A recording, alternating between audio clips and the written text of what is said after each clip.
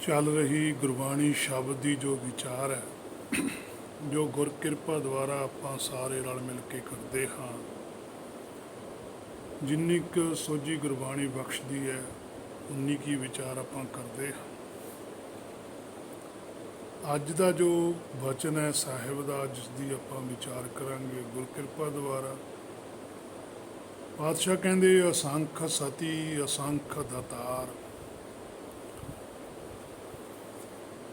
ਸੋ ਸਾਰੀ ਹੀ ਵਿਚਾਰ ਇਹਨਾਂ ਸ਼ਬਦਾਂ ਦੇ ਅੰਦਰ ਅਸੰਖਾਂ ਦੀ ਵੀ ਪਹਿਲਾਂ ਪਾਤਸ਼ਾਹ ਨੇ ਕੀਤੀ ਹੈ। ਸੋ ਇਸ ਭਵ ਸਾਗਰ ਦੇ ਅੰਦਰ ਅਸੰਖਾਂ ਹੀ ਸਤੀ ਹਨ, ਜਿਹੜੇ ਆਪਣੇ ਆਪ ਨੂੰ ਸਤਵਾਦੀ ਕਹਾਉਂਦੇ ਆ ਵੀ ਅਸੀਂ ਸੱਚ ਬੋਲਦੇ। ਸੱਚ ਬੋਲਣ, ਸੰਸਾਰੀ ਸੱਚ ਪਿੱਛੇ ਉਹਨਾਂ ਦੀ ਵਿਚਾਰ ਆਈ ਹੈ। ਪਹਿਲਾਂ ਵੀ ਆਪਾਂ ਕੀਤੀ ਸੀਗੀ ਵੀ ਜਿਹੜੇ ਸਤੋ ਗੁਣੀ ਨੇ ਉਹ ਇਹੀ ਹਨ, ਰਜੋ ਤਮੋ ਤੇ ਸਤੋ ਗੁਣ।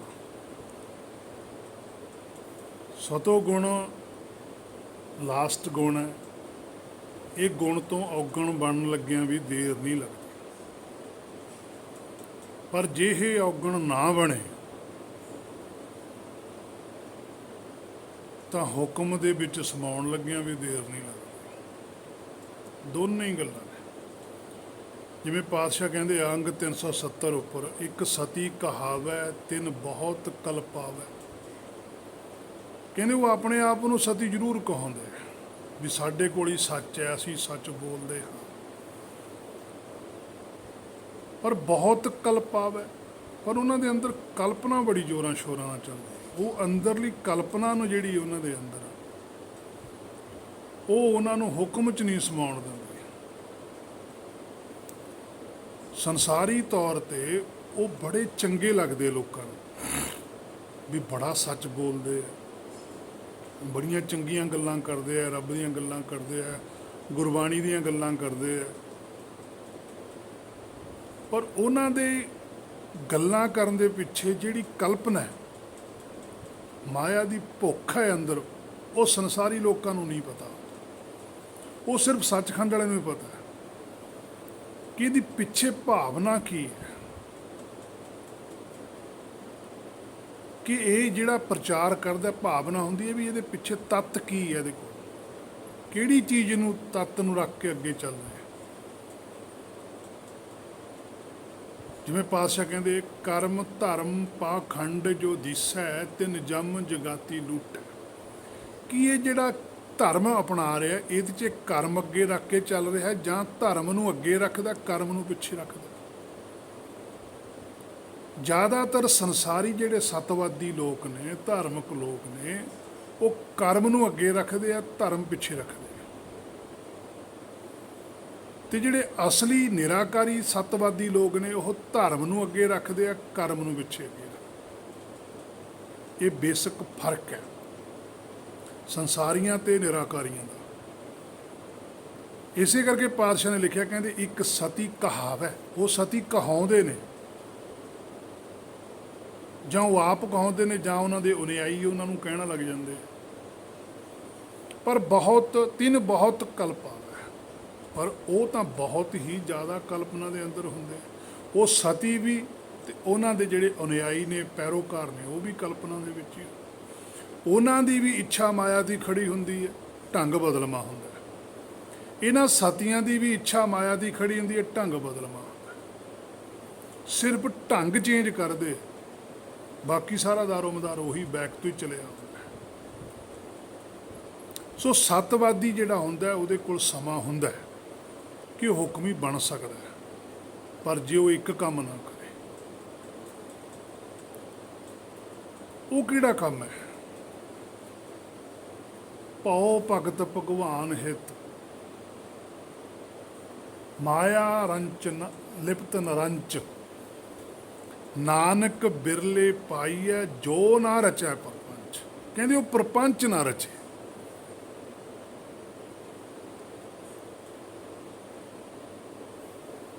ਨਾਨਕ ਬਿਰਲੇ ਪਾਈ। ਪਾਤਸ਼ਾਹ ਕਹਿੰਦੇ ਪਰ ਇਹ ਬਿਰਲੇ ਨੇ, ਇਹ ਕੋਈ ਬਹੁਤੇ ਨਹੀਂ ਹੁੰਦੇ, ਕੋਈ ਬਿਰਲੀ ਆਤਮਾ ਨਿਕਲਦੀ ਹੈ। ਜੋ ਨਾ ਰਚੈ ਪਰਪੰਚ, ਜਿਹੜਾ ਪ੍ਰਪੰਚ ਹੈ ਉਹਦੇ ਵਿੱਚੋਂ ਆਪਣੇ ਆਪ ਨੂੰ ਨਾ ਸ਼ਾਮਲ ਕਰੇ। ਹੁਣ ਪ੍ਰਪੰਚ ਸਤੋ ਗੁਣੀ ਲਈ ਇੱਕ ਬਹੁਤ ਵੱਡੀ ਮੁਸ਼ਕਲ ਬਣ ਜਾਂਦੀ ਹੈ। ਸੰਸਾਰ ਨਾਲੋਂ ਸਤੋ ਗੁਣੀ ਅੱਗੇ ਨਿਕਲ ਜਾਂਦਾ। ਨਿਰਾਕਾਰ ਬਾਰੇ ਪੂਰੀ ਸੋਝੀ ਨਹੀਂ ਹੁੰਦੀ, ਸੰਸਾਰ ਤੋਂ ਬੜਾ ਉੱਚਾ ਉੱਠ ਖੜਦਾ। ਨਿਰਾਕਾਰ ਬਾਰੇ ਸੋਝੀ ਨਹੀਂ ਕੋਈ, ਉਹਦੇ ਵਿਚਾਲੇ ਜਦੋਂ ਆ ਜਾਂਦੀ ਹੈ ਉਹਦੀ ਜੋਤ, ਉਹਦੇ ਕੋਲ ਸੁਗਿਆਨ, ਉਹ ਉੱਥੇ ਆ ਕੇ ਪ੍ਰਪੰਚ ਰਚਦਾ ਹੈ। ਪ੍ਰਪੰਚ ਕੀ ਹੁੰਦਾ? ਹੁਕਮ ਤੋਂ ਬਾਹਰੀ ਗੱਲ ਕਰ ਲੈਂਦਾ, ਹੁਕਮ ਤੋਂ ਪਰੇ ਦੀ ਗੱਲ ਕਰਦਾ। ਉਹ ਆਪ ਖੁਦ ਹੁਕਮ ਕਰਨ ਲੱਗ ਜਾਂਦਾ ਹੈ। ਹੁਕਮ 'ਚ ਚੱਲਣਾ ਨਹੀਂ ਚਾਹੁੰਦਾ, ਹੁਕਮ ਸਗੋਂ ਆਪ ਕਰਨ ਲੱਗ ਜਾਂਦਾ ਹੈ। ਆਪਣਾ ਹੁਕਮ ਚਲਾਉਣ ਲੱਗ ਜਾਂਦਾ, ਆਪਣੀ ਇੱਛਾ ਨੂੰ ਅੱਗੇ ਰੱਖਣ ਲੱਗ ਜਾਂਦਾ ਹੈ। ਪਾਤਸ਼ਾਹ ਕਹਿੰਦੇ ਬਿਰਲੇ ਹੁੰਦੇ ਨੇ ਜਿਹੜੇ ਇਸ ਚੀਜ਼ 'ਚੋਂ ਨਿਕਲ ਜਾਂਦੇ। ਸੋ ਜਿਹੜਾ ਨਿਕਲ ਗਿਆ ਉਹ ਹੁਕਮੀ ਬਣ ਜਾਂਦਾ। ਹੁਕਮੀ ਬੰਦਾ ਹੋਏ ਕਿ ਸਾਹਿਬ ਦੇ ਹੁਕਮੇ ਵਿੱਚ ਰਹਿਣਾ, ਉਹ ਹੁਕਮੀ ਬੰਦਾ ਬਣ ਜਾਂਦਾ, ਉਹਦੇ ਹੁਕਮ 'ਚ ਰਹਿੰਦਾ, ਉਹ ਇਸ ਚੀਜ਼ ਤੋਂ ਬਾਹਰ ਹੁੰਦਾ। ਜਿਹੜਾ ਹੈਗਾ ਪ੍ਰਪੰਚ ਜੀ ਨੇ ਰਚ ਲਿਆ, ਉਹ ਹੁਕਮ ਹੀ ਨਹੀਂ ਰਹਿ ਜਾਂਦਾ। ਪਰ ਪ੍ਰਪੰਚ ਵਾਲਾ ਆਪ ਤਾਂ ਫਸਿਆ ਹੁੰਦਾ ਹੀ ਹੈ, ਉਹ ਆਪਣੇ ਪਿੱਛੇ ਪਤਾ ਨਹੀਂ ਕਿੰਨਿਆਂ ਕੁ ਨੂੰ ਫਸਾ ਜਾਂਦਾ।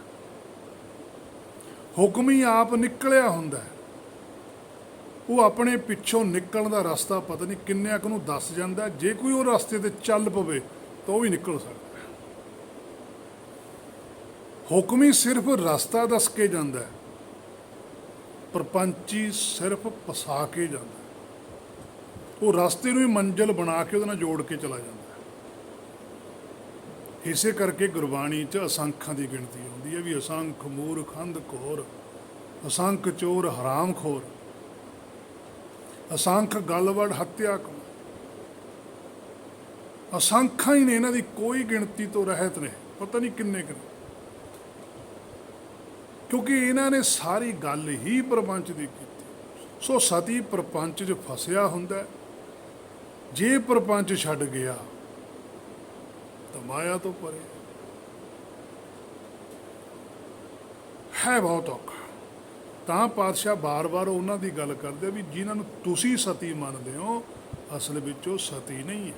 ਉਹ ਹਾਂ, ਉਹ ਸਾਡੀ ਸੰਸਾਰੀ ਭਾਸ਼ਾ ਮੁਤਾਬਕ ਸਤੀ ਹੈਗੇ, ਸੱਚੇ ਸੁੱਚੇ ਹੈਗੇ, ਪਰ ਦਰਗਾਹ ਦੀ ਭਾਸ਼ਾ ਤੋਂ ਸੱਚੇ ਸੁੱਚੇ ਨਹੀਂ ਹੈ। ਫਿਰ ਅਸੰਖ ਦਾਤਾਰ ਵੀ ਨੇ। ਸੋ ਅਸੰਖ ਹੀ ਹਨ ਜਿਹੜੇ ਮਾਇਆ ਵਿੱਚ ਦਾਤਾਰ ਦੀ ਸ਼੍ਰੇਣੀ ਵਿੱਚ ਵੀ ਸ਼ਾਮਲ ਹੋ ਜਾਂਦੇ। ਹੁਣ ਅਸੰਖ ਦਾਤਾਰ ਕਿਵੇਂ ਨੇ?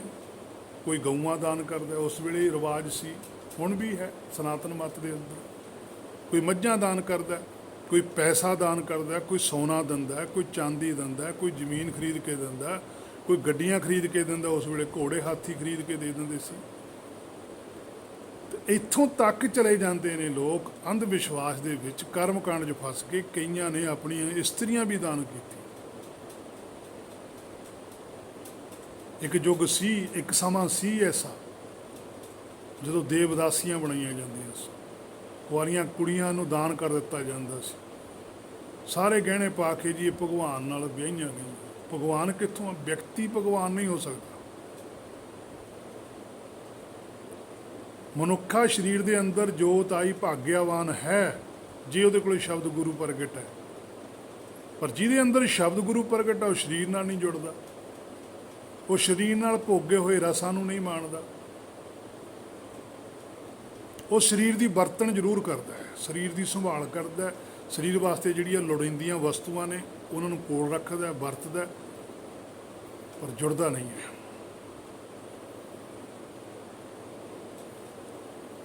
ਤੋ ਇਸਤਰੀਆਂ ਵੀ ਦਾਨ ਕਰਦੇ ਸਨ ਤੇ ਅੱਜ ਵੀ ਕਰ ਦਿੰਦੇ। ਹਾਂ, ਸੰਸਾਰੀ ਇੱਜ਼ਤ ਜ਼ਰੂਰ ਮਿਲ ਜਾਂਦੀ ਹੈ ਇਸ ਦਾਨ ਨਾਲ। ਤੀਰਥ ਤਪ ਦਇਆ ਦਤ ਦਾਨ ਜੇ ਕੋ ਪਾਵੈ ਤਿਲਕ। ਬਸ ਇੰਨੀ ਕੀ ਵਡਿਆਈ ਹੈ ਵੀ ਵਾਹ ਜੀ ਫਲਾਣੇ ਬੰਦੇ ਨੇ ਅੱਜ ਲੱਖ ਰੁਪਏ ਦੀ ਸੇਵਾ ਦੇ ਦਿੱਤੀ। ਵੈਸੇ ਮੈਂ ਸੇਵਾ ਸ਼ਬਦ ਕਹਿ ਗਿਆ, ਮਾਫੀ ਚਾਹੁੰਦਾ ਮੈਂ ਸਤਿਗੁਰ ਤੋਂ। ਸੇਵਾ ਤਾਂ ਗੁਰਬਾਣੀ ਸ਼ਬਦ ਦੀ ਵਿਚਾਰ ਕਰਨੀ ਸੇਵਾ ਹੈ। ਪੈਸੇ ਦੇਤੇ, ਲੱਖ ਰੁਪਈਆ ਪੈਸਾ ਦੇਤਾ, ਰੁਪਈਆ ਦੇਤਾ, ਤੇ ਸਾਡੇ ਜਿਹੜੇ ਸੰਸਾਰੀ ਧਾਰਮਿਕ ਲੋਕ ਨੇ ਉਹਦੀ ਵਡਿਆਈ ਕਰਦੇ ਆ।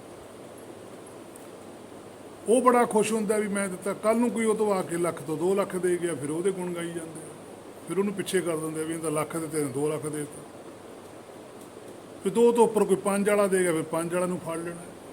ਸੋ ਚੱਲਦਾ ਹੈ। ਗੁਰਮਤਿ 'ਚ ਨਹੀਂ ਹੈ ਅਹਿਸਾਸ, ਮਨਮਤ ਵਿੱਚ ਹੈ।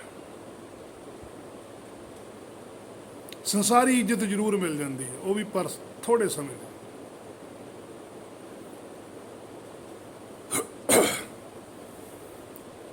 ਤਾਂ ਹੀ ਪਾਤਸ਼ਾਹ ਕਹਿੰਦੇ ਨਹੀਂ ਤੁਲ ਰਾਮ ਨਾਮ ਵਿਚਾਰ, ਕਹਿੰਦੇ ਰਾਮ ਨਾਮ ਦੇ ਵਿਚਾਰ ਨਹੀਂ ਇਹ ਚੀਜ਼ਾਂ ਹੈ। ਕੰਚਨ ਸਿਓ ਨਹੀਂ ਪਾਈਐ ਤੋਲ, ਸੋਨੇ ਨਾਲ ਨਹੀਂ ਖਰੀਦਿਆ ਜਾਂਦਾ। ਸੋਨੇ ਨਾਲ ਸੰਸਾਰੀ ਲੋਕ ਖਰੀਦੇ ਜਾਂਦੇ ਆ। ਸੰਸਾਰੀਆਂ ਦਾ ਰਾਹ ਜ਼ਰੂਰ ਰੋਕਿਆ ਜਾਂਦਾ, ਪਰਮਾਰਥ ਵਾਲੇ ਪਾਸੇ ਨਾ ਜਾ ਸਕਣ, ਚਮਕ ਦਮਕ ਦੇ ਨਾਲ ਜੁੜੇ ਰਹਿਣ, ਪਰ ਪਰਮਾਰਥ ਨਹੀਂ ਹੈ। ਸੋ ਇਹਨਾਂ ਵਸਤੂਆਂ ਦੇ ਨਾਲ ਪਾਤਸ਼ਾਹ ਕਹਿੰਦੇ ਹੁਕਮ ਦੀ ਪ੍ਰਾਪਤੀ ਨਹੀਂ ਹੋ ਸਕਦੀ। ਜਿਹੜੀ ਚੀਜ਼ ਦੀ ਪ੍ਰਾਪਤੀ ਦੇ ਲਾਇਕ ਹੀ ਨਹੀਂ, ਫਿਰ ਉਸ ਦਾ ਕੀ ਕੰਮ। ਪਰ ਅਸੰਖ ਦਤਾਰ, ਹੇ ਮੇਰੇ ਮਨਾ ਤੂੰ ਸਮਝ ਕੁਛ, ਤੇਰੇ ਕੋਲ ਸਮਾਂ ਹੈ ਸਮਝਣ ਦਾ ਵੀ ਤੂੰ ਇਹ ਗਲਤੀ ਨਾ ਕਰੀ। ਜੇ ਤੂੰ ਵੀ ਇਹਨਾਂ ਚੀਜ਼ਾਂ 'ਚ ਪੈ ਗਿਆ ਤੇ ਜੀਵਨ ਤੇਰਾ ਗਿਆ। ਅਸਲ ਵਿੱਚ ਦਾਤਾ ਹੈ ਨਾ ਜਿਹੜਾ, ਉਹ ਪਰਮੇਸ਼ਰ ਹੈ, ਬਾਕੀ ਤਾਂ ਸਭ ਭਿਖਾਰੀ ਹੈ।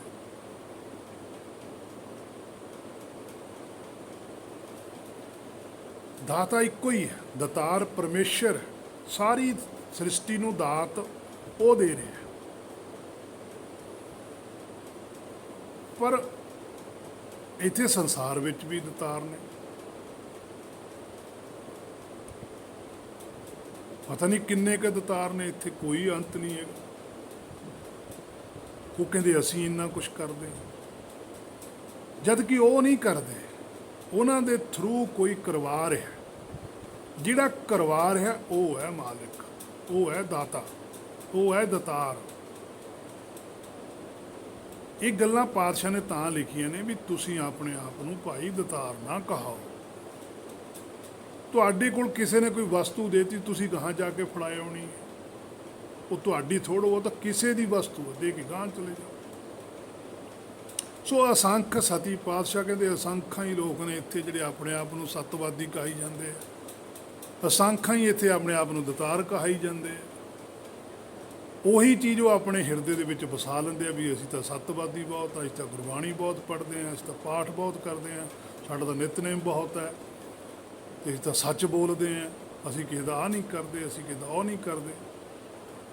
ਤੁਹਾਡੇ ਮੰਨਣ ਨਾਲ ਕੁਛ ਨਹੀਂ ਹੋਣਾ ਜਿੰਨਾ ਚਿਰ ਤੁਹਾਡੇ ਮੰਨਣ ਦੇ ਉੱਪਰ ਸੱਚਖੰਡ ਮੋਹਰ ਨਹੀਂ ਲਾਉਂਦਾ। ਸੱਚਖੰਡ ਵੱਲੋਂ ਤੁਸੀਂ ਪ੍ਰਵਾਨ ਹੋ ਜਾਵੋ, ਫਿਰ ਤਾਂ ਹੈ ਗੱਲ ਬਣਦੀ। ਜੇ ਸੱਚਖੰਡ ਵਾਲੇ ਨਹੀਂ ਮੰਨਦੇ, ਸੰਸਾਰ ਦੇ ਲੋਕਾਂ ਦਾ ਕੀ ਇਹਦਾ, ਅੱਜ ਮੰਨਦੇ ਆ ਕੱਲ੍ਹ ਨੂੰ ਨਹੀਂ ਵੀ ਮੰਨਦੇ।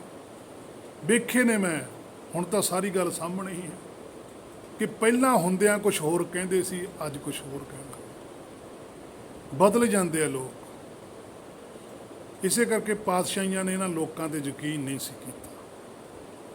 ਤਾਂ ਹੀ ਉਹ ਬਿਰਲੇ ਨੂੰ ਲੱਭਦੇ ਸੀ, ਕੋਈ ਬਿਰਲਾ ਆਵੇ ਜਿਹੜਾ ਮੇਰੀ ਗੱਲ ਨੂੰ ਸਮਝ ਸਕੇ। ਕੋਈ ਬਿਰਲਾ ਹੀ ਹੁੰਦਾ ਜਿਹੜਾ ਯਕੀਨ ਕਰਦਾ, ਭਰੋਸਾ ਕਰਦਾ। ਸ਼ਰਧਾ ਵਾਲੇ ਬੇਅੰਤ ਮਿਲ ਜਾਣਗੇ, ਭਾਵਨਾ ਵਾਲਾ ਕੋਈ ਬਿਰਲਾ। ਸੋ ਅਸੰਖ ਸਤੀ, ਪਾਤਸ਼ਾਹ ਕਹਿੰਦੇ ਤੁਸੀਂ ਬਚਣਾ, ਕਿਤੇ ਉਹਨਾਂ ਅਸੰਖਾਂ 'ਚ ਨਹੀਂ ਸ਼ਾਮਲ ਹੋਣਾ। ਅਸੰਖ ਦਤਾਰ, ਉਹਨਾਂ ਅਸੰਖਾਂ ਦਤਾਰਾਂ 'ਚ ਸ਼ਾਮਲ ਨਹੀਂ ਹੋਣਾ। ਤੁਸੀਂ ਕਿਹਦੇ 'ਚ ਸ਼ਾਮਲ ਹੋਣਾ? ਜਿਹੜੇ ਇੱਕ ਨਾਲ ਜੁੜੇ ਹੋਏ ਨੇ, ਬਿਰਲਿਆਂ ਦੇ ਵਿੱਚ ਸ਼ਾਮਲ ਹੋਣਾ, ਨਾ ਕਿ ਭੀੜ ਵਿੱਚ। ਅਸੰਖ ਸਤੀ, ਅਸੰਖ ਦਤਾਰ, ਅਸੰਖ ਸੂਰ, ਮੋਹ ਭੱਕਸਾਰ। ਹੁਣ ਉਸ ਤੋਂ ਅੱਗੇ ਪਾਤਸ਼ਾਹ ਕਹਿੰਦੇ ਅਸੰਖਾਂ ਹੀ ਸੂਰਮੇ ਨੇ ਜੋ ਮੈਦਾਨਾਂ ਦੇ ਵਿੱਚ ਜੰਗ ਵਿੱਚ ਸੂਰਜ ਵਾਂਗੂ ਤਪਦੇ ਨੇ ਤੇ ਲੜਦੇ ਨੇ। ਮੋਹ ਭੱਕਸਾਰ, ਮੂੰਹੋਂ ਵੀ ਬੋਲੀ ਉਹਨਾਂ ਦੀ ਬੜੀ ਕਰੜੀ ਹੁੰਦੀ ਹੈ। ਉਹਨਾਂ ਦੀ ਗਰਜ ਵਾ ਦਹਿਸ਼ਤ ਸੁਣ ਕੇ ਕਈ ਮੈਦਾਨ ਹੀ ਛੱਡ ਕੇ ਚਲੇ ਜਾਂਦੇ ਆ। ਕਈ ਇਸੇ ਨੂੰ ਧਰਮ ਦੀ ਲੜਾਈ ਮੰਨ ਕੇ ਲੜਦੇ ਹਨ। ਉਹ ਵੀ ਮੰਨਦੇ ਆ ਵੀ ਸਾਡੀ ਬੜੀ ਦਹਿਸ਼ਤ ਹੈ। ਜਿਵੇਂ ਇੱਥੇ ਹੁਣ ਗੈਂਗਸਟਰ ਨੇ, ਉਹ ਵੀ ਕਹਿੰਦੇ ਵੀ ਸਾਡੀ ਬੜੀ ਦਹਿਸ਼ਤ ਹੈ, ਸਾਥ ਦਾ ਲੋਕ ਡਰਦੇ ਆ। ਉਹ ਵੀ ਆਪਣੇ ਆਪ ਨੂੰ ਆਪਣੀ ਬੋਲੀ 'ਚ ਸੂਰਮੇ ਕਹਾਉਂਦੇ ਆ ਵੀ ਅਸੀਂ ਸੂਰਮੇ। ਮੋਹ ਪੱਖਸਾਰ ਬਹੁਤ ਲੋਕ ਨੇ, ਕਹਿੰਦੇ ਵੀ ਜਦੋਂ ਬੰਦਾ ਪ੍ਰਚਾਰ ਕਰਦਾ ਲੋਕ ਚੁੱਪ ਕਰਕੇ ਖੜ ਜਾਂਦੇ ਆ, ਸੁਣਦੇ ਆ ਉਹਦੀ ਗੱਲ, ਉਹਦੇ ਕਹੇ ਹੋਏ ਬੋਲ ਪੂਰੇ ਹੋ ਜਾਂਦੇ। ਬਹੁਤ ਨੇ ਇੱਥੇ ਪਾਤਸ਼ਾਹ ਕਹਿੰਦੇ ਕਿ, ਕਿਉਂਕਿ ਪਾਤਸ਼ਾਹ ਨੇ ਇੱਥੇ ਅਸੰਖ ਸ਼ਬਦ ਦੀ ਗੱਲ ਕੀਤੀ ਹੈ। ਜਿਹੜੇ ਦਰਗਾਹੀ ਸੂਰਮੇ ਉਹਨਾਂ ਦੀ ਗੱਲ ਨਹੀਂ ਕਰਦੇ, ਜਿਹੜੇ ਸੰਸਾਰੀ ਸੂਰਮੇ ਨੇ, ਜਿਹੜੇ ਸੰਸਾਰ 'ਚ ਸੂਰਮੇ ਮੰਨੇ ਜਾਂਦੇ। ਸੰਸਾਰ 'ਚ ਸੂਰਮਾ ਹੋਰ ਮੰਨਿਆ ਜਾਂਦਾ, ਦਰਗਾਹ 'ਚ ਸੂਰਮਾ ਹੋਰ ਮੰਨਿਆ ਜਾਂਦਾ। ਦੋ ਵੱਖੋ ਵੱਖਰੀਆਂ ਉਹ ਨੇ ਸਟੇਜਾਂ, ਇੱਕ ਨਿਰਾਕਾਰੀ ਸੱਚਖੰਡ ਹੈ, ਇੱਕ ਆ ਝੂਠਖੰਡ ਹੈ। ਝੂਠਖੰਡ ਵਿੱਚ ਕੁਝ ਹੋਰ ਮੰਨਿਆ ਜਾਂਦਾ, ਸੱਚਖੰਡ ਵਿੱਚ ਕੁਝ ਹੋਰ ਮੰਨਿਆ ਜਾਂਦਾ। ਗੁਰਬਾਣੀ ਸੱਚਖੰਡ ਵਾਲਿਆਂ ਦੀ ਗੱਲ ਕਰਦੀ ਹੈ, ਉਦਾਹਰਨ ਝੂਠਖੰਡ ਵਾਲਿਆਂ ਦੀ ਦਿੰਦੀ ਹੈ, ਕਿਉਂਕਿ ਸਾਡੇ ਸਾਹਮਣੇ ਜੋ ਹੈ ਉਹਦੀ ਤੇ ਦਿੱਤੀ ਜਾਣੀ ਉਦਾਹਰਨ। ਸੋ ਕੋਈ ਐਸੇ ਵੀ ਨੇ ਜਿਹੜੇ ਇਸੇ ਨੂੰ ਹੀ ਧਰਮ ਦੀ ਲੜਾਈ ਮੰਨ ਕੇ ਲੜਦੇ ਰਹਿੰਦੇ। ਅਸਲ ਵਿੱਚ ਲੜਦੇ ਗੁਰਮੁਖ ਵੀ ਨੇ। ਜਿਵੇਂ ਛੇਵੇਂ ਪਾਤਸ਼ਾਹ ਵੀ ਲੜੇ ਨੇ, ਸੰਸਾਰੀ ਲੜਾਈ ਵੀ ਲੜੇ ਨੇ ਉਹ, ਤੇ ਗੁਰਮੁਖਾਂ ਲਈ ਵੀ ਲੜੇ। ਦਸਵੇਂ ਪਾਤਸ਼ਾਹ ਵੀ ਲੜੇ, ਤੇ ਉਹਨਾਂ ਨਾਲ ਕੁਝ ਸਿੰਘ ਵੀ ਸੀ ਜਿਹੜੇ ਲੜਦੇ ਸੀ। ਪਰ ਇਹਨਾਂ ਤੇ ਅਸੰਖ ਸੂਰਮਿਆਂ ਦੇ ਵਿੱਚ ਜ਼ਮੀਨ ਅਸਮਾਨ ਦਾ ਫਰਕ ਹੈ। ਹੁਣ ਆਮ ਸੂਰਮੇ ਹੰਕਾਰੀ ਵਿਅਕਤੀ ਨਾਲ ਲੜਦਾ ਹੈ। ਜਿਵੇਂ ਸਿਕੰਦਰ ਸੀ, ਉਹ ਵੀ ਸੂਰਮਾ ਹੀ ਸੀ। ਪੋਰਸ ਸੀਗਾ, ਔਰੰਗਜ਼ੇਬ ਸੀ, ਬਾਬਰ ਸੀ, ਗਾਜੀ ਸੀ, ਹੋਰ ਪਤਾ ਨਹੀਂ ਕਿੰਨੇ ਕੇ ਸੂਰਮੇ ਨੇ ਜੋ ਸੰਸਾਰੀ ਲੜਾਈ ਲੜੇ। ਅਰਜੁਨ ਵਰਗੇ, ਭੀਮ ਉਹਨਾਂ ਵਰਗੇ, ਰਾਮਚੰਦਰ ਵਰਗੇ, ਇਹ ਵੀ ਸੂਰਮੇ ਹੀ ਸੀ। ਪਰ ਇਹ ਲੜੇ ਕਾਹਦੇ ਵਾਸਤੇ? ਜਰ, ਜੋਰੂ ਤੇ ਜ਼ਮੀਨ ਦੀ ਖਾਤਰ। ਤਾਨਾ ਰਪੂਮ ਪੁਰਾਤਨ ਵੈਰਾ, ਇਹ ਤਾਂ ਪੁਰਾਤਨ ਤੋਂ ਹੀ ਗੱਲ ਚਲੀ ਆਉਂਦੀ ਇਸ ਚੀਜ਼ ਦੀ। ਇਹਨਾਂ ਤਿੰਨਾਂ ਚੀਜ਼ਾਂ ਪਿੱਛੇ ਲੜਾਈ ਹੈ ਜਿਹੜੀ, ਉਹ ਦਹਿਸ਼ਤ ਹੁੰਦੀ ਹੈ। ਉਹ ਦਹਿਸ਼ਤ ਕਾਰਨ ਪੈਦਾ ਹੁੰਦੀ ਹੈ ਲੋਕਾਂ ਦੇ ਅੰਦਰ। ਜਿਵੇਂ ਹਰੀ ਸਿੰਘ ਨਲੂਆ, ਇਹਨਾਂ ਦੀ ਦਹਿਸ਼ਤ ਸੀ। ਕਿਸੇ ਇੱਕ ਫਿਰਕੇ ਲਈ ਲੜਨ ਵਾਲਾ ਸੂਰਮਾ ਸੰਸਾਰੀ ਹੁੰਦਾ, ਜਦ ਕਿ ਹਰੀ ਸਿੰਘ ਨਲੂਆ ਸੀ ਜਿਹੜਾ, ਉਹ ਸੱਚਾ ਸੁੱਚਾ ਬੰਦਾ ਸੀ। ਜਿਵੇਂ ਉਹਨਾਂ ਨੂੰ ਅੱਜ ਇਤਿਹਾਸ 'ਚ ਪੇਸ਼ ਕੀਤਾ ਗਿਆ, ਉਸ ਤਰ੍ਹਾਂ ਦਾ ਨਹੀਂ ਸੀ। ਇਤਿਹਾਸ ਨੇ ਉਹਨੂੰ ਇੱਕ ਪੱਖ ਦਾ ਸੂਰਮਾ ਬਣਾਤਾ ਵੀ ਉਹ ਸਿੱਖ ਕੌਮ ਦਾ ਹੀ ਸੂਰਮਾ ਸੀ। ਉਹਦੇ ਨਾਲ ਸਿੱਖ ਕੌਮ ਨੂੰ ਇੱਕ ਉਹਨੂੰ ਵੱਖਰਾ ਗਿਣ ਲਿਆ, ਜਦ ਕਿ ਉਹਦਾ ਸਿੱਖ ਕੌਮ ਨਾਲ ਕੋਈ ਸੰਬੰਧ ਨਹੀਂ ਸੀ। ਉਹਦਾ ਸੰਬੰਧ ਸੀ ਸਿੱਖ ਮੱਤ ਦੇ ਨਾਲ, ਸੱਚ ਦੇ ਨਾਲ। ਉਹ ਸੱਚ ਦੀ ਖਾਤਰ ਲੜਿਆ, ਕੌਮੀਅਤ ਤੋਂ ਪਰੇ ਸੀਗਾ। ਹਰੀ ਸਿੰਘ ਨਲੂਆ, ਜੱਸਾ ਸਿੰਘ ਆਹਲੂਵਾਲੀਆ, ਜੱਸਾ ਸਿੰਘ ਰਾਮਗੜੀਆ, ਸ਼ਾਮ ਸਿੰਘ ਅਟਾਰੀ ਜਾਂ ਹੋਰ ਇਤਿਆਦ ਜਿਹੜੇ ਲੜੇ ਵੀ ਦਸਵੇਂ ਪਾਤਸ਼ਾਹ ਤੋਂ ਬਾਅਦ 'ਚ, ਇਹ ਲੜੇ ਸੱਚ ਵਾਸਤੇ ਨੇ। ਪਰ ਉਹ ਚੀਜ਼ ਅਸੀਂ ਵਿੱਚੋਂ ਗਾਇਬ ਕਰਕੇ ਇੱਕ ਉਹਨੂੰ ਕੌਮ ਨਾਲ ਜੋੜ ਲਿਆ ਵੀ ਇਹ ਸਿੱਖ ਕੌਮ ਦੇ ਬੰਦੇ ਸੀ, ਜਦ ਕਿ ਉਹ ਕਿਸੇ ਕੌਮ ਨਾਲ ਸੰਬੰਧਿਤ ਨਹੀਂ ਸੀ, ਉਹ ਹੁਕਮ ਨਾਲ ਸੰਬੰਧਿਤ ਸੀ। ਉਹਨਾਂ ਨੂੰ ਪਰਮੇਸ਼ਰ ਤੇ ਭਰੋਸਾ ਸੀ, ਉਹਨਾਂ ਨੂੰ ਗੁਰਬਾਣੀ ਤੇ ਭਰੋਸਾ ਸੀ। ਉਹ ਗੁਰਬਾਣੀ ਦੀ ਵਾਲੀ ਲੜਾਈ ਲੜੇ ਨੇ, ਨਾ ਕਿ ਉਹ ਆਪਣਾ ਰਾਜ ਫੈਲਾਉਣ ਵਾਸਤੇ। ਜਾਣ ਕੇ ਉਹਨਾਂ ਦਾ ਜਿਹੜਾ ਅਸਲੀ ਕਰੈਕਟਰ ਸੀ, ਆਚਰਣ ਸੀ, ਉਹ ਵਿਗਾੜਿਆ ਗਿਆ। ਕਿ ਹਰੀ ਸਿੰਘ ਨਲੂਏ ਦੇ ਵੇਲੇ, ਜਦੋਂ ਹਰੀ ਸਿੰਘ ਨਲੂਏ ਦੀ ਸਰੀਰ ਕਰਕੇ ਸੀ, ਇੰਨੀ ਦਹਿਸ਼ਤ ਸੀ ਕਿ ਛੋਟੇ ਬੱਚੇ ਵੀ ਚੁੱਪ ਕਰ ਜਾਂਦੇ ਸੀ। ਮਾਵਾਂ ਕਹਿੰਦੀਆਂ ਸੀ ਚੁੱਪ ਕਰ ਜਾ, ਹਰੀ ਸਿੰਘ ਨਲੂਆ ਆ ਜਾਓ। ਇਹਦਾ ਮਤਲਬ ਉਹ ਬੱਚਿਆਂ ਦੇ ਦਿਲ 'ਚ ਸਹਿਮ ਪਾਇਆ, ਕਿਸੇ ਨੂੰ ਡਰਾਇਆ। ਗੁਰਬਾਣੀ ਤਾਂ ਕਹਿੰਦੀ ਹੈ ਭੈ ਕਾਹੂ ਕੋ ਦੇਤ ਨਹਿ ਪੈ ਮਾਨਤਾ। ਜੇ ਅਸੀਂ ਉਸ ਐਂਗਲ ਤੋਂ ਗੱਲ ਕਰਾਂਗੇ ਹਰੀ ਸਿੰਘ ਨਲੂਏ ਉਹਨਾਂ ਦੀ, ਤਾਂ ਉਹ ਦਰਗਾਹ 'ਚ ਪ੍ਰਵਾਨਿਤ ਨਹੀਂ ਹੋਣਗੇ। ਅਸੀਂ ਉਹਨਾਂ ਨੂੰ ਦਰਗਾਹੀ ਪ੍ਰਮਾਣਿਤ ਸਿੱਧ ਕਰਨਾ। ਸਾਡੇ ਕੋਲ ਗੁਰਬਾਣੀ ਹੈ। ਉਹਨਾਂ ਨੇ ਦਹਿਸ਼ਤ ਨਹੀਂ ਪਾਈ ਕਿਸੇ ਦੇ ਅੰਦਰ, ਉਹ ਤਾਂ ਪ੍ਰੇਮ ਦੀ ਭਾਸ਼ਾ ਬੋਲਦੇ ਸੀ। ਤਲਵਾਰ ਤਾਂ ਉਦੋਂ ਚੱਕੀ ਜਾਂਦੀ ਸੀ ਜਦੋਂ ਕੋਈ ਵਾਹ ਹੀ ਨਾ ਚੱਲੇ, ਜਦੋਂ ਹਰ ਹੀਲਾ ਹੀ ਖਤਮ ਹੋ ਜਾਵੇ ਵੀ ਹੁਣ ਕੁਛ ਨਹੀਂ ਬਣ ਸਕਦਾ, ਵੀ ਜਦੋਂ ਬੰਦਾ ਹੁਣ ਗਲ ਨੂੰ ਹੀ ਪੈ ਗਿਆ ਆ ਕੇ, ਫਿਰ ਤਲਵਾਰ ਚੱਕਣੀ ਜਾਇਜ਼ ਹੈ, ਉਸ ਤੋਂ ਪਹਿਲਾਂ ਨਜਾਇਜ਼ ਹੈ। ਉਦੋਂ ਫਿਰ ਜਦੋਂ ਤਲਵਾਰ ਚੱਕੀ ਜਾਂਦੀ ਹੈ ਫਿਰ ਉਹ ਭਾਣੇ 'ਚ ਚਾਕੂ ਹੁੰਦੀ ਹੈ। ਫਿਰ ਹਰੀ ਸਿੰਘ ਜੀ ਉਹਨਾਂ ਨੇ ਭਾਣੇ ਦੇ ਅੰਦਰ ਰਹਿ ਕੇ ਉਹ ਸਾਰਾ ਕੁਝ ਕੀਤਾ। ਜਦੋਂ ਪਰਮੇਸ਼ਰ ਵੱਲੋਂ ਆਰਡਰ ਆ ਗਏ ਵੀ ਬਸ ਛੱਡ ਦਿਓ ਤਾਂ ਉਸ ਵੇਲੇ ਛੱਡਤਾ। ਫਿਰ ਇਹ ਨਹੀਂ ਦੇਖਿਆ ਵੀ ਹੁਣ ਲੋਕ ਕੀ ਕਹਿਣਗੇ। ਕੋਈ ਰਾਜ ਨਹੀਂ ਸਥਾਪਿਤ ਕੀਤਾ, ਸਗੋਂ ਲੋਕਾਂ ਦੇ ਅੰਦਰੋਂ ਭੈ ਖਤਮ ਕੀਤਾ, ਨਾ ਕਿ ਭੈ ਦਿੱਤਾ। ਕਿ ਜਿਹੜੇ ਗੁਰਬਾਣੀ ਨੂੰ ਮੰਨਣ ਵਾਲੇ ਆ, ਜਿਹੜੇ ਅਸਲੀ ਖਾਲਸੇ ਆ, ਅਸਲੀ ਸੂਰਮੇ ਆ, ਉਹ ਇਹੋ ਜਿਹੇ ਹੁੰਦੇ ਆ। ਉਹ ਇਹ ਨਹੀਂ ਕਿ ਲੋਕਾਂ 'ਚ ਭੈ ਪਾ ਕੇ ਲੋਕਾਂ ਨੂੰ ਡਰਾ ਕੇ ਉਹਨਾਂ ਤੋਂ ਖੋਹ ਸੁੱਟ ਕਰਦੇ ਆ, ਲੁੱਟਦੇ ਆ। ਇਹ ਤਾਂ ਲੁਟੇਰੇ ਲੁੱਟਦੇ ਹੁੰਦੇ ਆ, ਗੁਰੂ ਕੇ ਸਿੱਖ ਥੋੜ੍ਹੋ ਇੱਕਣ ਕਰਦੇ ਆ। ਇਹ ਤਾਂ ਪਾਤਸ਼ਾਹੀਆਂ ਨਾਲ ਵੀ ਬਹੁਤ ਗੱਲਾਂ ਇਹੋ ਜਿਹੀਆਂ ਜੋੜਤੀਆਂ। ਉਹ ਜੋੜੀਆਂ ਕਿਹਨਾਂ ਨੇ? ਜਿਹੜਾ ਨੇ ਉਹਨਾਂ ਨੂੰ ਬਦਨਾਮ ਕਰਨਾ ਸੀ। ਇਹ ਗੁਰਸਿੱਖ ਸੀ, ਇਹਨਾਂ ਦੇ ਅੰਦਰ ਨਫ਼ਰਤ ਨਹੀਂ ਸੀ। ਨਫ਼ਰਤ ਵਾਲਾ ਦਰਗਾਹੀ ਪ੍ਰਵਾਨ ਨਹੀਂ ਹੁੰਦਾ।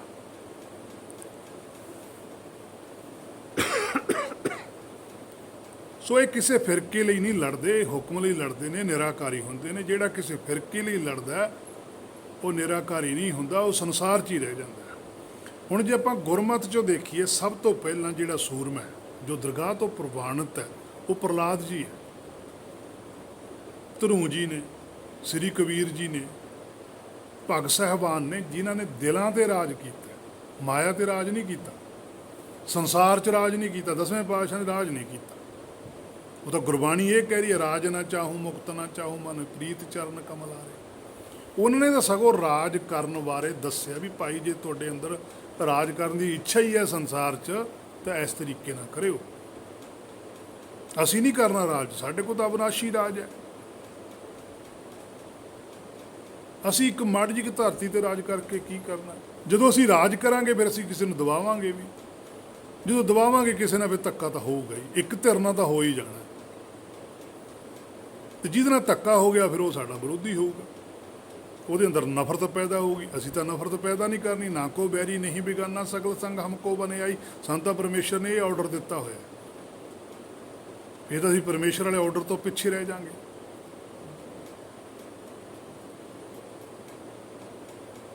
ਸੋ ਭਗਤ ਸਾਹਿਬਾਨਾਂ ਨੇ ਦਿਲਾਂ 'ਤੇ ਰਾਜ ਕੀਤਾ, ਨਫ਼ਰਤ ਨਹੀਂ ਪੈਦਾ ਕੀਤੀ, ਨਾ ਨਫ਼ਰਤ ਪੈਦਾ ਕਰਨ ਦੀ ਆਗਿਆ ਦਿੱਤੀ। ਇਹ ਸ਼ਬਦ ਸ੍ਰੀ ਕਬੀਰ ਸਾਹਿਬ ਜੀ ਦਾ, ਸੂਰਾ ਸੋ ਪਹਿਚਾਨੀਏ ਜੋ ਲੜੈ ਦੀਨ ਕੇ ਹੇਤ, ਪੁਰਜਾ ਪੁਰਜਾ ਕੱਟ ਮਰੈ ਕਾਬੂ ਨਾ ਛਾੜੈ ਖੇਤ। ਸੋ ਸਰੀਰ ਕਰਕੇ ਤਾਂ ਕਬੀਰ ਸਾਹਿਬ ਜੀ ਨੇ ਕੋਈ ਲੜਾਈ ਨਹੀਂ ਲੜੀ, ਤੇ ਨਾ ਹੀ ਉਹ ਉਸ ਤਰ੍ਹਾਂ ਸ਼ਹੀਦ ਹੋਏ ਜਿਵੇਂ ਅੱਜ ਕੱਲ੍ਹ ਮੰਨਦੇ। ਛੇਵੇਂ ਪਾਤਸ਼ਾਹ ਦੇ 10ਵੇਂ ਪਾਤਸ਼ਾਹ ਸਰੀਰਾਂ ਵਿੱਚ ਰਹਿੰਦੇ ਲੜੇ, ਪਰ ਆਤਮਾ ਦੇ ਸੁਧਾਰ ਵਾਸਤੇ ਲੜੇ, ਪਰਮੇਸ਼ਰ ਦੀ ਰਜ਼ਾ ਵਿੱਚ ਰਹਿ ਕੇ ਲੜੇ। ਨਾਲ ਦੇ ਸਿੰਘਾਂ ਨੂੰ ਵੀ ਇਹੀ ਸਲਾਹ ਦਿੱਤੀ ਸੀ ਕਿ ਉਹਦੀ ਰਜ਼ਾ ਵਿੱਚ ਰਹਿਣਾ, ਮਨ ਦੀ ਮਰਜ਼ੀ ਨਹੀਂ ਕਰਨੀ। ਉਹਨਾਂ ਦੇ ਮੂੰਹੋਂ ਨਿਕਲੇ ਹੋਏ ਬਚਨ ਪੱਖਸਾਰ ਨੇ। ਪੱਖ ਹੁੰਦੀ ਹੈ ਬੋਲੀ, ਬਚਨ, ਸਾਰ ਆਉਂਦਾ ਸ਼ੁੱਧ ਬਚਨ। ਉਹ ਗੁਰਮੁਖਾਂ ਦੇ ਮੁਖੋਂ ਜਿਹੜੇ ਬਚਨ ਨਿਕਲਦੇ ਆ, ਗੁਰਬਾਣੀ ਹੈ, ਪੱਖਸਾਰ ਹੈ। ਇੱਕ ਪੱਖਸਾਰ ਹੁੰਦੀ ਹੈ ਸੰਸਾਰੀਆਂ ਦੇ ਮੂੰਹੋਂ ਨਿਕਲਦੀ ਹੈ, ਵੀ ਚਾਹੇ ਜ਼ੋਰ ਲਾ ਲਵੇ, ਜਿੰਨਾ ਮਰਜ਼ੀ ਹੋ ਜਾਵੇ, ਜ਼ਮੀਨ ਨਹੀਂ ਛੱਡਣੀ, ਮਰਨੀ ਮਰ ਜਾਗੇ, ਆਪਣਾ ਹੱਕ ਨਹੀਂ ਛੱਡਣਾ, ਮਰਨੀ ਮਰ ਜਾਗੇ, ਇਸਤਰੀ ਨਹੀਂ ਛੱਡਣੀ, ਇਸਤਰੀ ਪਿੱਛੇ ਜੰਗ ਕਰਨਾ। ਪਤਾ ਨਹੀਂ ਕਸੂਰ ਕੀ ਦਾ, ਇਹ ਨਹੀਂ ਦੇਖਣਾ, ਲੜਨਾ। ਮਾਇਆ ਪਿੱਛੇ ਝਗੜਨਾ, ਚਾਹੇ ਆਪ ਦਾ ਨੁਕਸਾਨ ਹੋ ਜਾਵੇ, ਚਾਹੇ ਕਿਸੇ ਦਾ ਹੋ ਜਾਵੇ। ਗੁਰਮੁਖ ਨਹੀਂ ਇਸ ਤਰ੍ਹਾਂ ਦਾ ਕਰਦਾ। ਗੁਰਮੁਖ ਲੜਦਾ ਸੱਚ ਵਾਸਤੇ ਕਿ ਕਿਸ ਦਾ ਰਾਹ ਖਰਾਬ ਨਾ ਕਰੋ। ਜੇ ਤੁਹਾਨੂੰ ਨਹੀਂ ਪਤਾ ਨਾ ਬੋਲੋ, ਪਰ ਕਿਸੇ ਨੂੰ ਵੀ ਗਲਤ ਰਸਤੇ ਨਾ, ਉਹਨਾਂ ਦਾ ਜੀਵਨ ਖੋਟਾ ਨਾ ਕਰੋ, ਪਛਤਾਓਗੇ। ਆਪ ਤਾਂ ਤੁਸੀਂ ਪਛਤਾਉਣਾ ਹੀ ਪਛਤਾਉਣਾ, ਗਾਹਾਂ ਅਗਲੇ ਨੂੰ ਵੀ ਫਸਾਓਗੇ। ਸੋ ਮਨ ਦੀ ਮਰਜ਼ੀ ਤੋਂ ਗੁਰਬਾਣੀ ਹੈ ਮੇਰੇ ਮਨਾ ਰੋਕਦੀ ਹੈ। ਸੋ ਜਿਹੜੇ ਗੁਰਮੁਖਾਂ ਦੇ ਮੁਖੋਂ ਬਚਨ ਨਿਕਲਦੇ ਨੇ ਉਹ ਵੀ ਅਸਲ ਵਿੱਚ ਪੱਖਸਾਰੀ ਹੁੰਦੇ ਆ, ਕਿਉਂਕਿ ਉਹਨਾਂ ਦੇ ਮੁਖੋਂ ਨਿਕਲੀ ਹੋਈ ਬੋਲੀ ਪ੍ਰੇਮ ਵਾਲੀ ਬੋਲੀ ਹੁੰਦੀ ਆ। ਉਹ ਸਭ ਨੂੰ ਜੋੜਨਾ ਚਾਹੁੰਦੇ ਆ ਕਿ ਤੁਹਾਡੇ ਕੋਲ ਸਮਾਂ ਹੈ, ਕੋਈ ਪਤਾ ਨਹੀਂ ਕਦੋਂ ਸਰੀਰ ਛੱਡ ਕੇ ਚਲੇ ਜਾਣਾ, ਕਾਹਨੂੰ ਬਦਨਾਮੀ ਖੱਟ ਕੇ ਚੱਲੇ ਹੋ। ਇੱਥੇ ਵੀ ਬਦਨਾਮੀ ਖੱਟ ਕੇ ਜਾਓਗੇ, ਅੱਗੇ ਦੀ ਦਰਗਾਹ 'ਚ ਵੀ ਬਦਨਾਮੀ ਖੱਟਣੀ ਪਊਗੀ। ਕਮ ਸੇ ਕਮ ਚੱਲ ਜੇ ਦਰਗਾਹ ਦੇ ਵਿੱਚ ਜੈ ਜੈਕਾਰ ਨਹੀਂ ਹੁੰਦੀ ਤਾਂ ਸੰਸਾਰ ਦੇ ਵਿੱਚ ਤਾਂ ਸੋਭਾ ਖੱਟ ਕੇ ਚਲੇ ਜਾਓ। ਇੱਥੇ ਕੋਈ ਐਸਾ ਕੁਝ ਕਰਕੇ ਜਾਓ ਕਿ ਲੋਕ ਤਾਂ ਬਾਅਦ 'ਚ ਕਹਿਣਾ ਵੀ ਇਹਨੇ ਸਾਨੂੰ ਚੰਗੀ ਸਿੱਖਿਆ ਦਿੱਤੀ ਨਹੀਂ। ਸਾਨੂੰ ਇੱਕ ਕੀਤਾ, ਸਾਨੂੰ ਵੱਖ ਨਹੀਂ ਕਰਿਆ, ਸਾਨੂੰ ਇਕੱਠੇ ਕਰਨ ਵਾਸਤੇ ਜ਼ੋਰ ਲਾਇਆ। ਇੰਨਾ ਹੀ ਕਰ ਦਿਓ, ਪਰ ਇੱਥੇ ਵੀ ਨਫ਼ਰਤ ਨਾ ਫੈਲਾਓ। ਜੇ ਤੁਸੀਂ ਇੱਥੇ ਵੀ ਨਫ਼ਰਤ ਫੈਲਾਉਂਦੇ ਹੋ ਤੇ ਗਾਂ ਦੀ ਦਰਬਾਰ ਦੇ ਵਿੱਚ ਜਿਹੜੀ ਸਜ਼ਾ ਉਹ ਤਾਂ ਵੱਖਰੀ ਖੇਡ ਹੈ। ਇੱਥੇ ਹੀ ਤੁਹਾਨੂੰ ਤਾਂ ਸਜ਼ਾ ਰਹਿ ਜਾਣੀ ਆ। ਆਉਣ ਵਾਲੀਆਂ ਪੀੜ੍ਹੀਆਂ ਨੇ ਤੁਹਾਨੂੰ ਮਾਫ਼ ਨਹੀਂ ਕਰਨਾ, ਤੁਹਾਡੇ ਆਉਣ ਵਾਲੇ ਬੱਚਿਆਂ ਨੂੰ ਵੀ ਲੋਕਾਂ ਨੇ ਕਹੀ ਜਾਣਾ ਵੀ ਇਹਨਾਂ ਨੇ ਤਾਂ ਐਂ ਕੀਤਾ ਸੀ, ਇਹਨਾਂ ਦੇ ਬਜ਼ੁਰਗਾਂ ਨੇ ਐਂ ਕੀਤਾ। ਪਿੱਤਰੀ ਚੋਰ ਕਰੇ, ਚੋਰ ਪਿੱਤਰ ਵੀ ਬਣ ਜਾਂਦੇ। ਸੋ ਐਸਾ ਕੁਛ ਨਹੀਂ ਕਰਨਾ ਚਾਹੀਦਾ, ਭਲਾ ਕਰਨਾ ਚਾਹੀਦਾ। ਗੁਰਬਾਣੀ ਕਹਿੰਦੀ ਹੈ ਜਿੱਥੇ ਜਾਏ ਬਹੀਏ ਭਲਾ ਕਹੀਏ। ਜੇ ਕਰ ਨਹੀਂ ਸਕਦੇ ਤਾਂ ਵਿਚਾਰ ਤਾਂ ਕਰ ਲਓ ਭਲਾ ਕਰਨ ਦੀ, ਸ਼ਾਇਦ ਤੁਹਾਡੀ ਵਿਚਾਰ ਨੂੰ ਸੁਣ ਕੇ ਕੋਈ ਹੋਰ ਕਰ ਲੂਗਾ। ਸੋ ਅੱਜ ਸੱਚ ਸੁਣਾ ਤੇ ਬੋਲਣਾ ਕੋਈ ਸੌਖੀ ਗੱਲ ਨਹੀਂ। ਅੱਜ ਸੱਚ ਸੁਣ ਵੀ ਲੈਂਦੇ ਆ ਤੇ ਬੋਲ ਵੀ ਦਿੰਦੇ ਆ, ਕੋਈ ਐਡੀ ਸੌਖੀ ਗੱਲ ਨਹੀਂ। ਪਰ ਸੱਚ ਬੋਲੇ ਤੋਂ ਬਿਨਾਂ ਪ੍ਰਾਪਤੀ ਵੀ ਨਹੀਂ ਹੁੰਦੀ। ਇਹ ਗੱਲ ਠੀਕ ਹੈ ਕਿ ਸੱਚ ਬੋਲਣਾ ਹੈ ਬਹੁਤ ਔਖਾ ਤੇ ਸੱਚ ਸੁਣਨਾ ਵੀ ਬਹੁਤ ਔਖਾ ਹੈ। ਪਰ ਹੇ ਮੇਰੇ ਮਨਾ, ਇਹਨਾਂ ਦੋਨਾਂ ਗੱਲਾਂ ਤੋਂ ਬਿਨਾਂ ਖਹਿੜਾ ਵੀ ਨਹੀਂ ਛੁੱਟਣਾ। ਹੇ ਮੇਰੇ ਮਨਾ, ਹੁਣ ਤੂੰ ਆਪਣੇ ਅੰਦਰ ਝਾਤੀ ਮਾਰ, ਆਪ ਦੇ ਅੰਦਰ ਵਿਚਾਰ ਕਰ ਵੀ ਤੂੰ ਕਿੱਥੇ ਖੜਾ ਹੈ। ਜਿਨ੍ਹਾਂ ਦੇ ਬੋਲਾਂ ਨੂੰ ਤੂੰ ਪੜ੍ਹਦਾ ਉਹ ਕਿੱਥੇ ਖੜੇ ਨੇ? ਜਿਨ੍ਹਾਂ ਨੇ ਗੁਰਬਾਣੀ ਲਿਖੀ ਉਹ ਕਿੱਥੇ ਖੜੇ ਸੀ? ਤੂੰ ਅੱਜ ਗੁਰਬਾਣੀ ਤੋਂ ਪੜ੍ਹਦਾ, ਤੂੰ ਦੇਖ ਕਿੱਥੇ ਖੜਾ। ਇਸੇ ਕਰਕੇ ਪਾਤਸ਼ਾਹ ਨੇ ਇੱਕ ਬਹੁਤ ਸੌਖਾ ਬਚਨ ਲਿਖਿਆ ਕਿ ਤੂੰ ਇਹਦੀ ਕਮਾਈ ਕਰ ਲੈ, ਬਾਕੀ ਸਾਰਾ ਕੁਝ ਆ ਜੂ। ਕਿ ਬੋਲੀ ਹੈ ਸੱਚ, ਧਰਮ ਝੂਠ ਨਾ ਬੋਲੀ।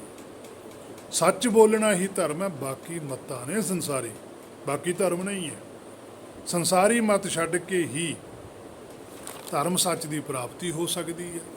ਇਸ ਤੋਂ ਥੱਲੇ ਨਹੀਂ ਕੁਝ ਵੀ ਪ੍ਰਾਪਤ ਹੁੰਦਾ। ਸੋ ਸਾਡੇ ਕੋਲ ਸਭ ਤੋਂ ਸ੍ਰੇਸ਼ਟ ਹੈ ਗੁਰਬਾਣੀ। ਅਸੀਂ ਗੁਰਬਾਣੀ ਦੀ ਗੱਲ ਮੰਨਣੀ ਹੈ। ਜੋ ਸਾਨੂੰ ਗੁਰਬਾਣੀ ਆਖਦੀ ਹੈ ਉਹਦੇ ਉੱਤੇ ਅਸੀਂ ਭਰੋਸਾ ਕਰਨਾ। ਗੁਰਬਾਣੀ ਤੋਂ ਬਿਨਾਂ ਅਸੀਂ ਕਿਸੇ ਤੇ ਕੋਈ ਭਰੋਸਾ ਨਹੀਂ ਕਰਨਾ, ਭਾਵੇਂ ਜੇ ਕੋਈ ਕੁਛ ਵੀ ਕਹੀ ਚੱਲੇ। ਜੇ ਅਸੀਂ ਕਿਸੇ ਵਿਅਕਤੀਆਂ ਤੋਂ ਕੁਝ ਸੁਣਦੇ ਵੀ ਹਾਂ ਗੁਰਬਾਣੀ ਬਾਰੇ, ਤਾਂ ਵੀ ਸਾਨੂੰ ਉਹ ਗੁਰਬਾਣੀ ਦੀਆਂ ਜਿਹੜੀਆਂ ਪੰਕਤੀਆਂ ਸੁਣਾਉਂਦੇ ਆ, ਜਾਂ ਮੈਂ ਜਿਵੇਂ ਕੁਝ ਬੋਲਦਾ ਗੁਰਬਾਣੀ ਦੀਆਂ ਪੰਕਤੀਆਂ, ਤੁਸੀਂ ਖੁਦ ਆਪ ਵੀ ਗੁਰਬਾਣੀ ਦੀਆਂ ਪੰਕਤੀਆਂ ਦੇਖੋ ਵੀ ਗੁਰਬਾਣੀ 'ਚ ਹੈ ਵੀ ਉਹ ਪੰਕਤੀਆਂ, ਔਰ ਉਹਨਾਂ ਨੂੰ ਉੱਥੇ ਕਿਸ ਰੂਪ ਦੇ ਵਿੱਚ ਲਿਖਿਆ ਹੋਇਆ, ਉਹਨਾਂ ਦੀ ਵਿਚਾਰ ਫਿਰ ਤੁਸੀਂ ਆਪ ਵੀ ਕਰੋ। ਆਪਣੇ ਐਂਗਲ ਤੋਂ ਵੀ ਉਹਦੀ ਵਿਚਾਰ ਕਰੋ। ਜਿਹੜੀ ਗੱਲ ਤੁਹਾਡੇ ਆਤਮਾ ਨੂੰ ਸ਼ੁੱਧ ਕਰਦੀ ਹੈ ਉਹ ਗੱਲ ਨੂੰ ਐਕਸੈਪਟ ਕਰੋ, ਸਾਂਭ ਕੇ ਰੱਖੋ। ਜਿਹੜੀ ਗੱਲ ਤੁਹਾਡੇ ਅੰਦਰ ਨਫ਼ਰਤ ਪੈਦਾ ਕਰਦੀ ਉਹ ਗੱਲ ਛੱਡ ਦਿਓ, ਉਹ ਸੁਣੋ ਹੀ ਨਾ ਕਿਸੇ ਦੀ। ਗੱਗਾ ਗੁਰ ਕੇ ਬਚਨ ਪਛਾਨਾ, ਦੂਜੀ ਬਾਤ ਨਾ ਧਰੀ ਕੰਨ। ਜਿਹੜੀ ਗੱਲ ਤੁਹਾਨੂੰ ਤੁਹਾਡੇ ਆਪਣੇ ਭਲੇ ਵਾਸਤੇ ਚੰਗੀ ਲੱਗਦੀ ਹੈ ਉਹ ਰੱਖੋ। ਜਿਹਦਾ ਤੁਹਾਡਾ ਜੀਵਨ ਸ਼ੁੱਧ ਹੁੰਦਾ, ਮੈਲ ਘਟਦੀ ਹੈ, ਦੁਬਿਧਾ ਘਟਦੀ ਹੈ, ਈਰਖਾ ਘਟਦੀ ਹੈ, ਕ੍ਰੋਧ ਘਟਦਾ, ਉਹ ਗੱਲਾਂ ਸਾਂਭ ਕੇ ਰੱਖੋ। ਜਿਹੜੀਆਂ ਗੱਲਾਂ ਤੁਹਾਡੇ ਅੰਦਰ ਇਹੋ ਜਿਹੀਆਂ ਵਸਾਉਂਦੀਆਂ ਨੇ, ਉਹਨਾਂ ਗੱਲਾਂ ਤੋਂ ਹੱਥ ਬੰਨ੍ਹ ਕੇ ਬੇਨਤੀ ਹੈ ਵੀ ਦੂਰ ਹੀ ਰਹੋ। ਸਾਕਤ ਸੰਗ ਨਾ ਕੀਜੀਏ, ਦੂਰੋਂ ਜਾਈਏ ਭਾਗ। ਉਹਨਾਂ ਤੋਂ ਦੂਰ ਰਹਿਣ 'ਚ ਹੀ ਫਾਇਦਾ। ਜਿਹੜੇ ਗੁਰਮੁਖ ਨੇ, ਜਿਹੜੇ ਗੁਰਬਾਣੀ ਦੀ ਗੱਲ ਕਰਦੇ ਆ, ਗੁਰਬਾਣੀ 'ਤੇ ਭਰੋਸਾ ਕਰਨ ਵਾਸਤੇ ਕਹਿੰਦੇ ਆ, ਉਹਨਾਂ ਦੀ ਗੱਲ ਨੂੰ ਸੁਣੋ ਜ਼ਰੂਰ, ਪਰ ਗੁਰਬਾਣੀ ਦੀ ਗੱਲ ਨੂੰ ਵਿਚਾਰੋ ਖੁਦ ਆਪ, ਤਾਂ ਕਿ ਸਾਡਾ ਜੀਵਨ ਸ਼ੁੱਧ ਹੋ ਸਕੇ। ਸੋ ਇੱਥੋਂ ਤੱਕ ਅੱਜ ਦੀ ਵਿਚਾਰ ਸੀ। ਅਗਲੀ ਵਿਚਾਰ ਜੇ ਗੁਰ ਨੇ ਚਾਹਿਆ ਫਿਰ ਕੀਤੀ ਜਾਵੇਗੀ। ਹੋਈਆਂ ਬੇਅੰਤ ਭੁੱਲਾਂ ਦੀ ਖਿਮਾ। ਵਾਹਿਗੁਰੂ ਜੀ ਕਾ ਖਾਲਸਾ, ਵਾਹਿਗੁਰੂ ਜੀ ਕੀ ਫਤਿਹ।